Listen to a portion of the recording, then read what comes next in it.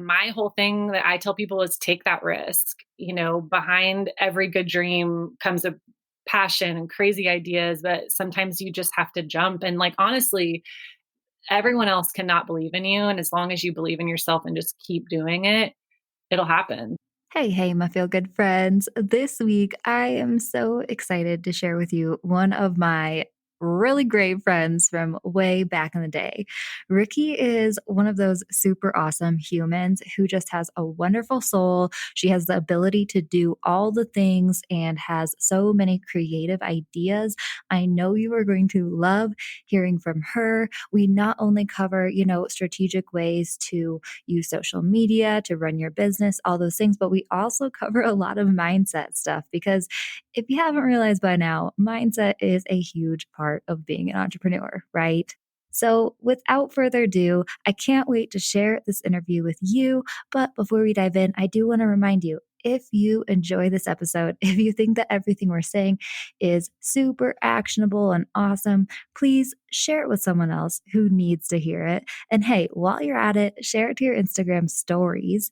Make sure you tag me at Feel Good Social so that I can see it and reshare it and spread the love right back to you. Are you ready for this? Let's dive in.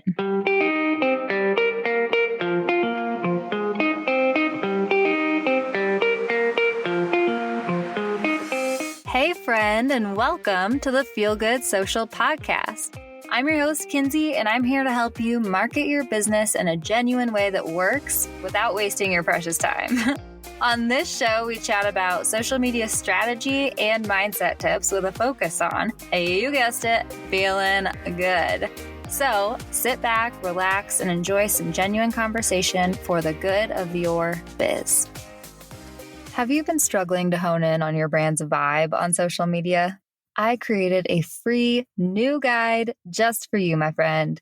I hear it all the time. My photos aren't flowing together. My graphics look weird. My captions all sound different. I get it, and I'm here to help. With this free worksheet, you'll clarify who your brand is on social media. I'll walk you through the steps to figuring out your brand's story, what your brand sounds like, and what your brand looks like, so you can show up consistently with beautiful posts and build your followers' trust. Whether you've been complaining about your grid not being cohesive or your captions all sounding off, this brand vibe worksheet will help. Just head to feelgoodsocial.com/brand vibe to get this free guide. That's feelgoodsocial.com/BRANDVIBE, and you'll be on your way to branding clarity. All right, let's dive into today's episode. Hi, Rick. Thank you so much for joining us, lady. I'm so excited to have you on the show. Hi, thanks for having me. Yes. Well, I did already introduce you a little bit in the intro, but I'd love to hear from you. Who are you? What do you do? And who do you serve? Yeah, so I'm Ricci. I'm the owner, founder, and chief stylist at Everly Design Company. We are a home staging company in both Denver, Colorado, and Atlanta, Georgia now. And we offer furniture leasing services in our Atlanta location. And we service people like realtors, homeowners, as well as home stagers and designers. Yes. Oh man, lady, you are one of like my model people when it comes to entrepreneurship. I feel like you're just killing the game. Can you tell us how you kind of like got started in all of this stuff, real estate and home staging and all those things? Yeah, I mean, it's kind of a crazy story. I was kind of one of those people who never really knew what I wanted to do with my life. I went to college for journalism, graduated during the recession, kind of just waited tables and was having a good time in my 20s. But it really came down to when it got to the point where I was purchasing my own home and, the house was staged and real estate was super intriguing to me. So that's kind of when I entered that world. When I was a young girl, I should have seen the signs from when I was a little girl. Like, if only we knew to pay attention from childhood. But when I would play house and things like that, I would always like set up a house in my basement and get bored and leave. Or like in high school, I would build the sets for our theater shows. And in college, I would always set up people's dorms rooms. But it's funny to fast forward. It feels like you're kind of wasting time, but all of a sudden something just kind of dawns on you. But yeah, so in my 30s, I kind of started getting involved in real estate and just worked as an admin. And once I got my license and saw the value in staging, it's kind of where everything stemmed from. I love that so much. And I totally relate, like I went to college for journalism too. I was like Yeah. graphic design editor of the yearbook in high school and stuff. And I always wanted to like do something creative with like design and writing and all those things. But, like I don't know. I burnt myself out on journalism. I moved to Mhm. Colorado, started waiting tables too, all those things. But it is funny how like life comes full circle like that. And Yeah, exactly what you said, just like paying attention to what truly lights you up when you're little is like really how you create like a career that lights you up, I feel like.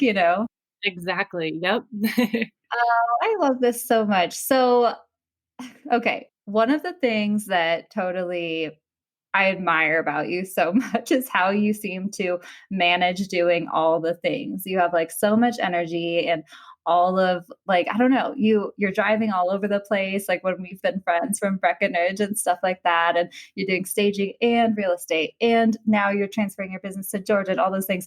So, I guess I want to ask you, what lessons have you learned when it comes to time management and organizing doing all the things? Yeah, absolutely. Well, first of all, I really love doing all the things, but if there's one thing I learned, you cannot do all of the things and still grow.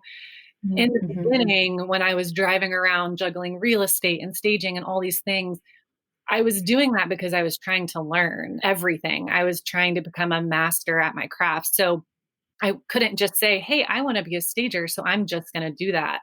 No, I had to learn. For me, in order to be the best at my job, I needed to learn all the aspects, ins and outs of the real estate world. Mhm. So, but now that I've kind of learned so much and owned in on my craft and what I want to do, where I think I've kind of learned from my own mistakes is accepting that I need to be able to delegate and leverage. There's no way possible that I could do all of this on my own. It takes a village. It really does. And those people holding you accountable, holding yourself accountable. I always like to kind of just give the generic answer that I've become really good at time blocking. But the fact of the matter is the hardest part about time blocking is actually doing the time blocking. Like I can look at my pretty little calendar that's like yellow, check emails, blue, throughout my day. Uh-huh. But it's training yourself to say, I'm stopping sorting inventory at 2, so I have to stop at 2 and move on to the next thing. I always found myself starting a project and not ending it until it was done. Mhm. Instead, now I've just learned that there has to be stopping points because the work never ends. Mhm. So it's really just been discipline and learning how to delegate some of work that other people can do better than me. Yeah, I know, and I so feel you there. I'm, like, right in the middle of it. I have a meeting with my business coach tomorrow. I'm gonna be like, "Michelle, let's come up with a strategy for delegating because I need to know what to do." But I love that, and I agree, kind of like, I don't know, do you feel like you would go back and delegate sooner if you could? Or do you feel like the hustle in the beginning of, like, creating a business is kind of necessary because you do need to learn all those things? I think maybe I'm not an expert on this, but maybe it's depends on your personality. I don't think it would have been possible for me to do that because in order for me to train someone or to teach someone, I need to know it myself. So before I can delegate certain tasks, I want to go through the, kind of trial and error period for a little bit of time by myself before we do another trial and error period. Because there's always going to be those times where you're learning new things. But for me, I just wanted to have some sort of like a little bit of a well oiled machine before I brought people on board, to be able to really instill that passion that I see in this service into others. So I don't think that I would have gone back and delegated per se in the beginning, but a version of that I did that might be helpful to other people is that I was constantly like interviewing people or asking people questions, other stagers, real estate agents, like, hey, what is your stager? What is something you wish that the staging industry had? Or so instead of delegating, just asking questions all the time to everybody was really helpful. And then as I built that, then I knew what I needed and to have delegated out. Does if that makes sense? Yeah, yeah, for sure. I love it. I love like sponging up all of the information, like to see what is working well, what aligns with me, what doesn't necessarily align with me, what can I change, all that stuff. I think that could be applied to every industry, all that stuff. And so I love that you said that. And also, I don't know if we've gotten a chance to talk about the Enneagram yet. Have you taken that test yet? Yes, I have. I feel like I've taken it multiple times because I'm like, are you sure? Yeah. That's what I did too. I took the test right before I ended up like interviewing this woman for the podcast called Harmony. She's like an Enneagram lady. She's not been on 2 episodes now. And I was like, I got 7 and I was like reading about the 7 and I was like, I mean, this kind of sounds like me, but whatever. Like, it's not me totally. And Yeah, then I like met with Harmony and she was like, yeah, lady, you're a 7. Like yeah, all the good, the bad, and the ugly, you know? I So, know. but I was thinking that because like 7s kind of thrive on like doing a lot of things at once, you know, like not wanting to be bored. And so actually in my day, like that was something I kind of learned, like is, you know, just keep moving through the day. If I'm like doing a task and all of a sudden I feel myself slowing down and getting bored and stuff, then move on to the next task. And a lot of people don't thrive that way. But I think because of like the way my brain works, like shiny object syndrome, it like works really well for me. Yeah. Well, no, and that's something great that you said is once you start understanding your work ethic, that's so important before you start interviewing other people's work ethic. Like we have to understand ourselves as entrepreneurs first and foremost. Yeah. So I think that's awesome that you figured that out. Yeah. Do you want to share your Enneagram number or are you still like I unsure? will. I just don't get it. I have a 4. What? Yes. That makes sense to me. Yeah, I don't know. I guess I'm still kind of confused, and but every time I take it, it's the same. So You're like, what the hell? yeah, I what don't can I think do? this is me. Yeah. Oh, lady, I love it. Okay, well, we'll have to go back and listen to the Enneagram episode or whatever. But okay, time management. I love those tips that you have for us. I would love to talk about what it's like to manage and market 2 businesses essentially. Or I don't know, do you consider yourself kind of having, how do you split up your businesses, I guess, in your own head? Yeah, well, I mean, if I'm being completely honest, I really am still figuring it out. Mhm. It's still so new. This expansion happened quicker than I thought, and I'm so grateful for it. But you know, it's a funny thing to figure out because our staging company, we serve 2 locations, yes, but they're also 2 very different markets. And on top of that, we offer 2 very different services. So one thing we've learned is that it does help that we have the loyal following in Colorado, which is where we started. So we can kind of piggyback off of our work there to help the expansion, Mhm. and vice versa. But the tricky part is that since our client focused groups have expanded in Atlanta as well, um, that's kind of where we're actually leveraging that out, having a team pull data for us and just figuring out to make sure that our platforms are being communicated properly to our audiences. So Mhm. on my end, I'm able to manage both aspects because of the team I'm building, quite honestly. But if you kind of rewind to back when I was in Denver, it really was just a lot of research. Obviously, Atlanta. I know that you know this, but Atlanta's my hometown, so this was where I was leaning towards expanding. But more importantly, Atlanta was needing a service like this. What we offer doesn't exist here. So this came with a lot of planning and research before we actually did the expansion. So we were a little bit familiar. And then also the 5 years of trial and error in Denver.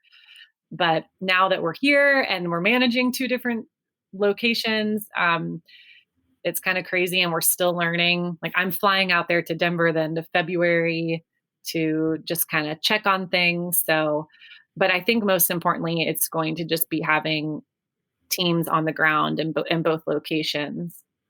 Yeah, yeah. What kind of like sparked the idea to expand? Was it just kind of like understanding Atlanta and understanding that you needed that? Or was it just kind of more of like an expansion mindset? Like you knew you wanted to grow Everly and whatnot? Well, it was kind of a little Atlanta kinda did it for me, to be honest. I always was like, well, it will be 100% doable if I put my mind to it to just expand Everly to Atlanta. Just expand the model in Denver to Atlanta and do a home staging company here. But once I started really looking into it and doing what I said before, asking home stagers in Atlanta, like, where they get their furniture from, or asking realtors what they wish their stagers were doing differently. Once I started asking those questions, I realized that Atlanta does not have the resources that Denver has. Mhm. There aren't companies that just rent their furniture out unless they're, big like rent-a-centers and court that rent out to a different kind of demographic. So Mhm. once I started asking those questions, just as I did in Denver, I realized, wow, this could be a lot bigger and a different endeavor than I ever thought. So that's kind of where it stemmed from. And I just realized that the resources were kind of limited here. So I thought, well, I'm a crazy person, so why not let's just make those resources ourselves.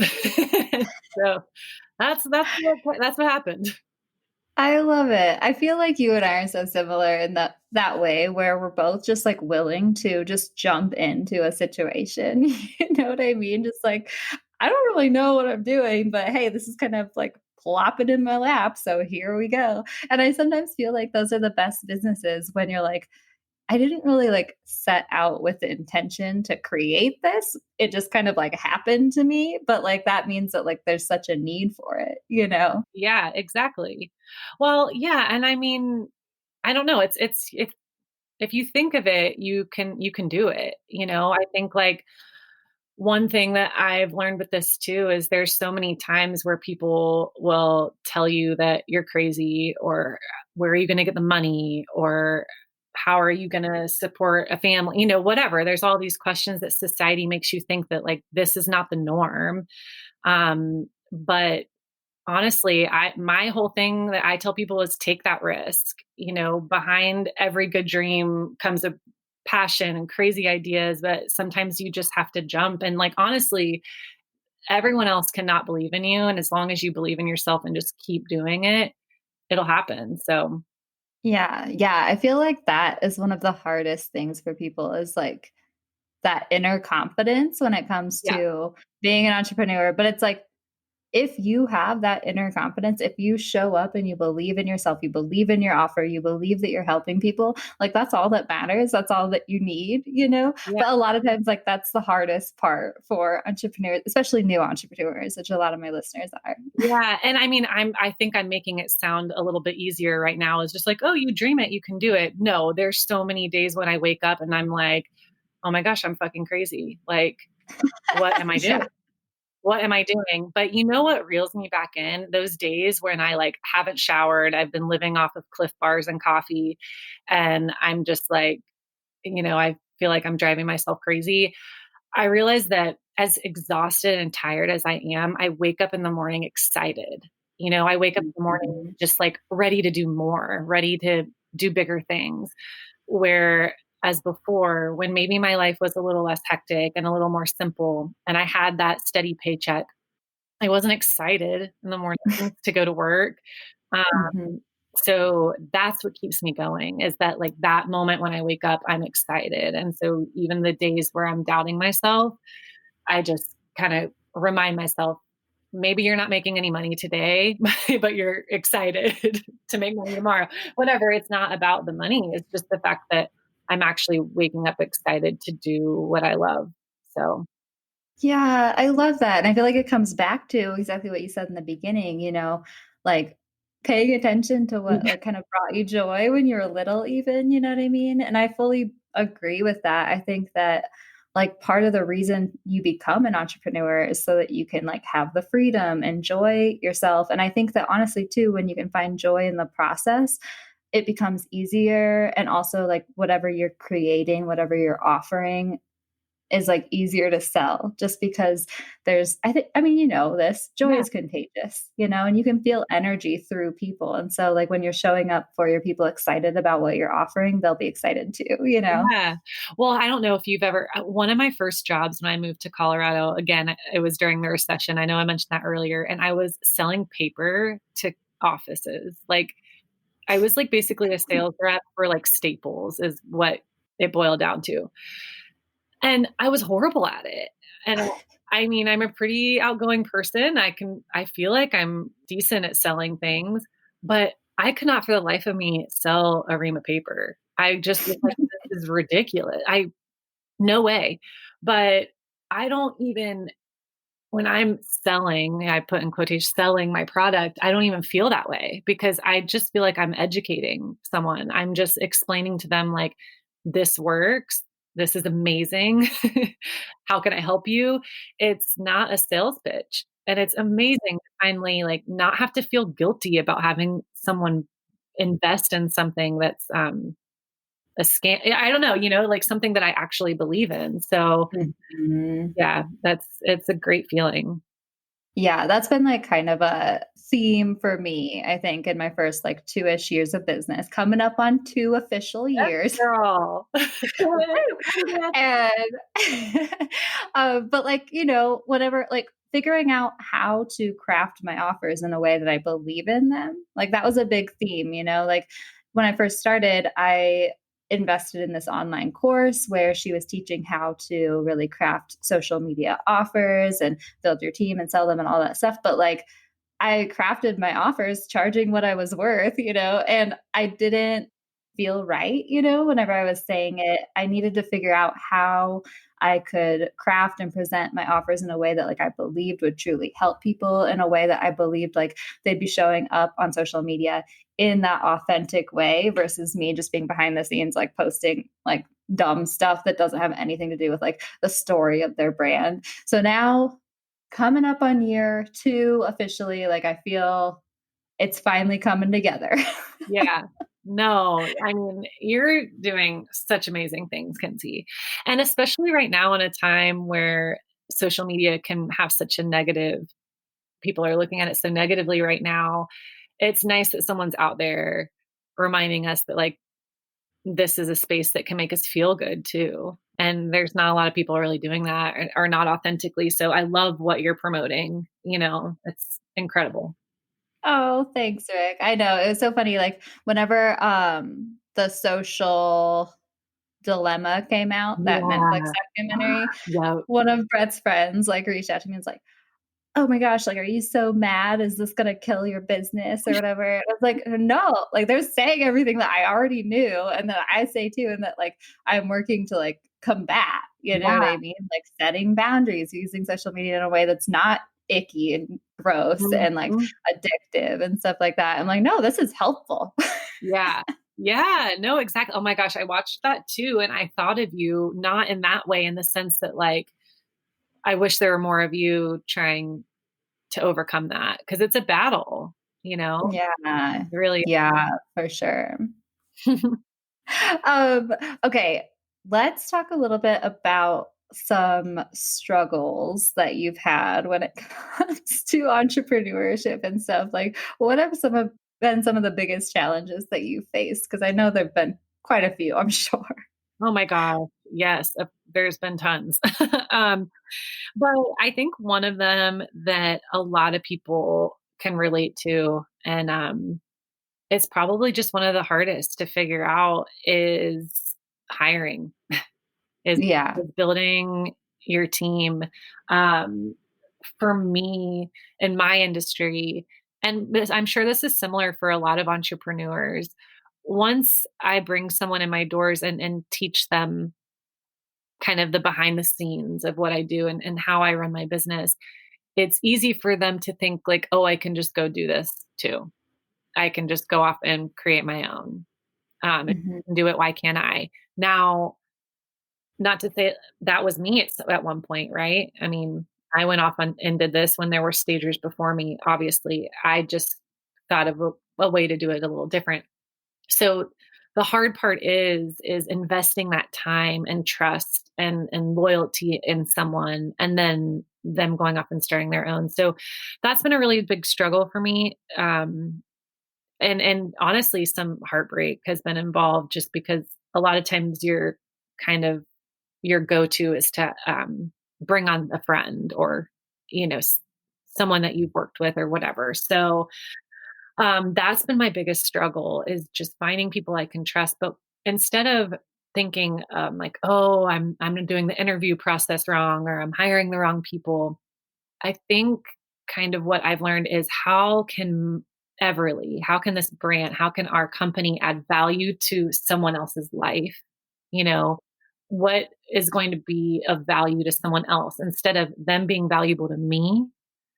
How can I make this valuable for them? Make it so they don't want to leave. Make it so that they don't see how they could go do this better. Do you know what I mean? Totally. Oh my gosh, I love that because it's kind of like it's cultivating your like brand affinity in like your team environment too, like creating a brand that your team can also believe in and that your team wants to support and help you like move forward in the world and stuff like that. Yep, like, you are now a part of this. And so I then thought to myself, well, because in the beginning, of course, I was like, oh, I didn't interview hard enough, or I should have done auditions, or I should have, dug a little deeper in their background, or, whatever. I was blaming it on the process or my training, or, just like those Mhm. little things. And then it dawned on me, because I put myself in their shoes. Would I stay if I were them? Would I not try to go do it on my own? Hell no. I would go try to do it on my own. And I want like-minded people. I want people to be in this for the right reasons. So I think putting yourself in the person's shoes that you're hiring really helps put it into perspective, as like what you need to offer as a startup, as an entrepreneur. And once I realized that, a lot of other things kind of fell into place. I realized, like, in the beginning, I need to have like some kind of like head honchos in the mix. Like, instead of hiring interns and things like that, like, I want people who will ultimately be my partner. So I decided to actually make the company employee owned. Um, Mm, mhm. so, having equity within the company, I think, like, for me, that showed loyalty and trust, and that this company is just as much theirs as it is mine. But yeah, in the beginning, and I'm still learning, like, hiring is such a huge struggle, and and other things as well. But that was one of like the biggest ahas I had with hiring, and I feel like we're kind of on the way to figuring it out now. But I'm sure there'll be more bumps in the road, but for now, that was a good lesson learned, I think. Yeah, I love that. And I think it's so interesting. And a lot of times, we talk about all the things of entrepreneurship, creating the business, your brand, marketing, showing up, all those things. But like there's all this stuff behind the scenes and like expansion, like how to expand that's really, really hard, And I think that you're doing an awesome job. And I love that. I didn't know that you were doing employee owned at this point. We need to geek out about that Yeah. more like later over a beer or something. Like that'd be awesome. Well, I mean, I of course was like, I've heard it with other companies. I'm like, oh, cool, but I didn't really understand what it meant. So Mhm. I think it's important for us as entrepreneurs, like, obviously, to support other small businesses, but research how they're doing it. Like, if you see a brand or a company you like, research their behind the scenes, or set up a call with another small business owner that you like, because I guarantee you that, even if it's a ski shop versus a staging business, there's going to be something you'll take away that you could either implement or change, and it'll help spark ideas. So, you know, that's kind of like where I got some different ideas in my business, was from other people who have succeeded before me. Yeah, and I love what you said too. It's not just, in the staging industry, in the home buying industry. You've got ideas from all these different industries. And I think that's one of the best ways to innovate within your own industry is to like try to take inspiration from others who have a business that looks nothing like yours, but you can still apply like some of their techniques to Yeah. your own. exactly.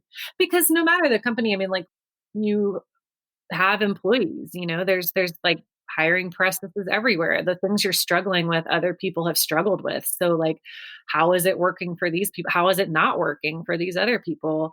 There's just so much to learn. But I think the more the better that things can be for you and for others too. Yeah, definitely. Yeah. And I love what you said too about this, like, overcoming this mindset fear of, like, I have to hire someone, but like, I don't want them to leave me, or like, it reminded me of kind of the whole idea of collaboration over Mhm. competition and stuff, which Yeah. you run into all the time on social media too. But I don't know, one of those things that I kind of fall back on whenever that pops up for me, because I did just start working one on one coaching with one of my social map students, Oh, Shelby, who is also a social media manager.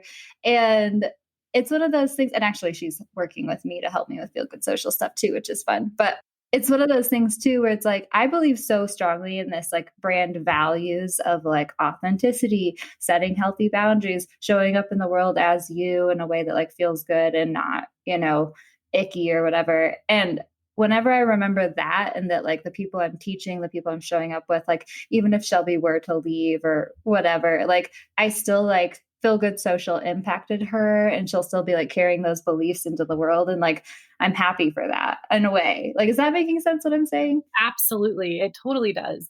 And that's kind of where we're coming from too, with our expansion is that we are offering our services to other stagers, which some people might look at that as like, well, you're crazy. Aren't they your competition? And it's like, well, no, because the more that everyone is we want everyone to be successful. Your success, us helping you offer better services is going to make sure that we're kind of all collaborating, like you said, for the greater good.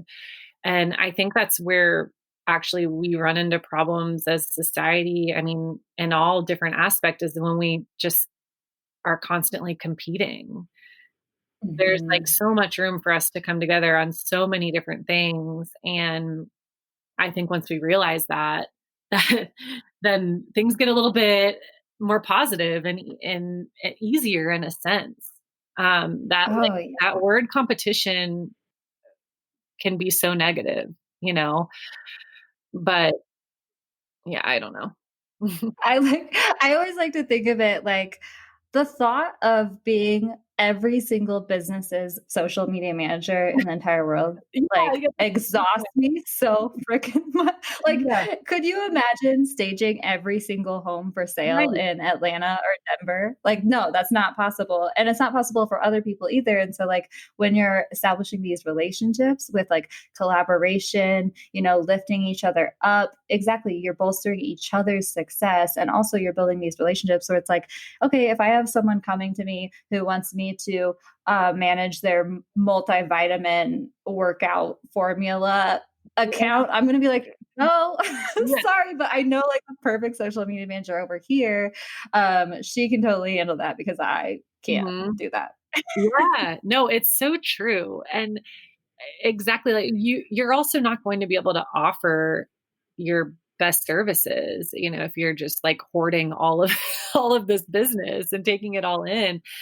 I think that real estate is actually one of the most competitive industries we have, but I learned from some really great real estate agents in Denver that one of the best ways to make sure that you're servicing your clients best is to refer people out.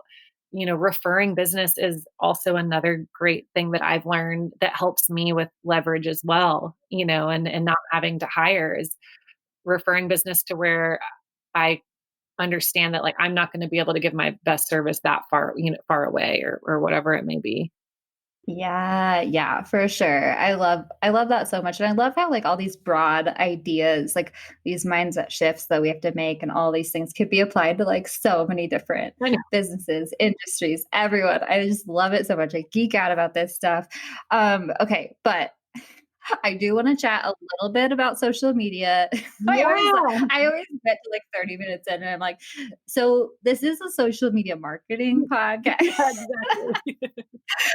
So okay, tell us a little bit about kind of your journey with social media. Where have kind of you seen some great success when it comes to marketing your businesses? Yeah, I mean, I'm no guru at this stuff. I kind of really just see success with our social media and before and afters. That is like, I know it's Mhm. just simple and not like anything insane as far as advice, but our before and afters are we get the most traffic. I think it's just that instant gratification of like seeing a home the way that most of our houses look, right? Like no one wakes up to a staged home and then seeing that like beautiful pristine home and like knowing that that's possible. It's just like a fun thing.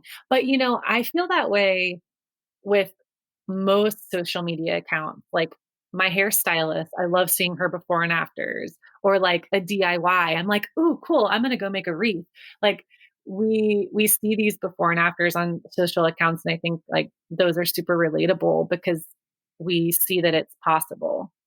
Yeah, yeah, it's like actually the Yeah. transformation. I mean, I feel like that can be applied too, like whenever you are, like, sharing customer stories Mhm. too and stuff for, like, me as, like, a coach or whatever, like, instead of just sharing, like, only the testimonial of, "Hey, Kinsey's a great coach," yeah, yeah. It's like, no, like, Sam went from confused, overwhelmed, exhausted to it's Yeah. like we love, like, the stories, but exactly for your account too, like, oh my god, like, my mom and I are HGTV geeks, like, every time we get together, and yeah, there's something about, like, maybe it's, like, inspiring in a way, and exactly, it's like, "Okay, my house looked like that, and she made it into that. Yeah, I can do that too," you know? exactly.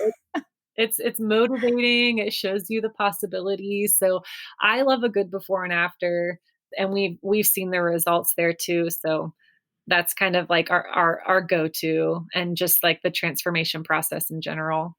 Yeah, I love that. Are you still managing your social media accounts, or are you delegating that out? We have been talking about teams. No, I know, no, I am I am still doing it, and I'm not even that great at it, it's just one of those things that I need to, definitely delegate out in the future. One of my challenges that I've found with trying to be authentic and like real time with my social media is that a lot of times I'm the one staging the homes. So in order to get that footage and like that live time lapse or like the photo of the before and after right there, that's me and my camera and I'm right there. So I've had a hard time trying to figure out how to like, I guess, I don't know, delegate that out a little better. So I've struggled. That's definitely one of my other struggles with our social media, just because everything is so kind of like in the moment in real time. Mhm. Yeah, I do feel like I mean, I'm actually yeah, I was talking with Shelby about her being my content repurposer. Yeah, That's I don't know, I we'll love find a, it. like, cooler name. You're my content content repurposer manage I don't know, Yeah, we'll figure it out. But exactly, it's like how to take this part of your business that is very personal, that, like, you do most of it, and you want to show up and do a lot of it because you are the face of your brand, and delegate out those tasks, right? So, maybe it's like teaching Kelly, yeah, your new yeah, hire, my new how VP. it's like, "Kelly, one of your duties every time we're Yeah, staging is to whip out your phone, take some behind the scenes stuff. That's your job, lady." yeah. Oh, I love it. Yeah, I think like, it's just really kind of retraining my brain because I'm aware that I can have an archive of all these time lapse and before and afters and I can give that to someone else to do. It's really just going back to that original mindset of letting go and Mhm, mhm. trusting someone with your brand and your voice. It stems back to all of the struggles that I've had as an entrepreneur with hiring and time management and all of those things. So this is just a portion of it that I'm still haven't let go. I know, yeah, it's hard. It's so Yeah, hard to, like, not baby micro but steps. When it comes to like my podcast manager that I hired or whatever, I actually found it was so easy because I had like the system in place and I know like exactly what I wanted. But then also I feel like there's those things that are more personal and it's like creating in the moment. You're like, oh, like I can't. Yeah. And it's like, if I'm saying I or, we, how could someone else be saying that for me? But I know. It's hard and like we're all just figuring it yeah. out, but I think that you're doing an awesome job and I do love seeing your before and afters. Have you created like a before and after reel yet? I feel like that could be a good thing for you. Oh, I like need to pick your brain. I'm still learning real, I like I'm like, I should have gotten on TikTok or something ages ago, but I don't have TikTok. I just don't have so many avenues. But yeah, the real system, we've done some before and afters with that. I just need to, well, I say I need to practice more. No, I just need to leverage that out and have someone else deal with it. That's what I need. There we go. Yes, I love it. I love it. And yeah, don't ever beat yourself up. I mean, I'm not on TikTok. I've decided against it. There are too many things. We don't need to do all the things. I'm not doing that. I'm not doing TikTok. Snapchat is like my 7-year-old niece has that. I don't know. So Lady, my grandma Doris has Snapchat and she's mad at me for not being on Snapchat. I just can't get on, even for my grandma, I cannot get on Snapchat. I'm like, it's too many things, grandma. Like, let's text, Yeah. Let's try FaceTiming. Yeah, no. I'm drawing that boundary you speak of. I'm just not adding those things. I'm good. Oh, I love it. I'm proud of you, lady. Okay, Rick, I love to ask people this question. Yep. What is your favorite piece of advice to give new entrepreneurs who are just starting out creating their business? Yeah, I kind of said it earlier, but honestly, it's really so simple. And I know it sounds cliche, but you just have to be your biggest fan. You have to believe in yourself. If you have an idea, and honestly, and sometimes the idea might change, but if you have in your head that you want to start your own business and you want to be your own boss and you want to live a life worth living, and choose your own happiness, like just stick with it. I fall on my face every day. I make mistakes every day. I think that we're so easy to give up on ourselves. Mm-hmm. So easy. And that is, everyone else in the world can give up on you. But if you don't give up on yourself, you will make it happen. So I have to tell myself this every day and tell anyone else out there that has, just the spark of an idea, just like keep pushing through, keep believing in yourself because it'll happen. Oh, I love that so much, lady. Can you share where everyone can find you, connect with you, all those things? Because I know they'll want to do that. Yeah, absolutely. My personal handle is Ricci, RICCI_Taylor. This is my Instagram. And from there, you can find both of my Everly accounts. And then our website for Everly is www.everly-design-company.com. Awesome. Thank you so much for joining us. I'm so excited to share you with all my people. Oh, thank you, Kins. You've been so wonderful. And I loved being on here today. So thanks again. How wonderful was Ricci, you guys? I knew you would love her as much as I love her. And I just want to say, make sure you give her a follow at all of her places and just connect with her because she's super awesome. And I know she would love to do that with you. If you enjoyed this episode, please don't forget, share it to your Instagram stories. Make sure you tag me at Feel Good Social so I can see it, reshare it, and spread the love right back to you, my friend. I hope that you have a wonderful week, and I'll catch you next time I catch you. Thanks so much for listening, my friend. For show notes and a whole lot of other awesome freebies, visit feelgoodsocial.com. Simply go to feelgoodsocial.com for all the goods.